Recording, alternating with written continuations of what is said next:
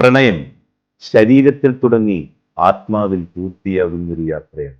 അതൊരു ക്ഷണികമായ ആകർഷണമല്ല, കാലം പരീക്ഷിക്കുന്നൊരു പ്രതിജ്ഞയാണ്.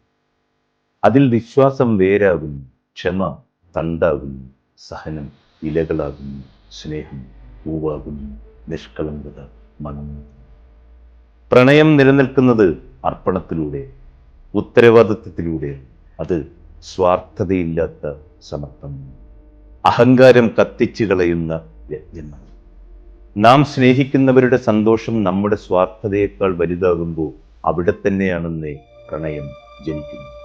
അതൊരു ദിവസം മാത്രമല്ല, ജീവിതം മുഴുവൻ നീളുന്ന യാത്രയാണ്. നമ്മൾ ആരെയെങ്കിലും സ്നേഹിക്കുന്നെങ്കിൽ അവരെ സംരക്ഷിക്കുക, മനസ്സിലാക്കുക, അവർക്കായി സഹിക്കുക. പ്രണയം പറയുന്നതല്ല, അത് ജീവിക്കുന്നത്.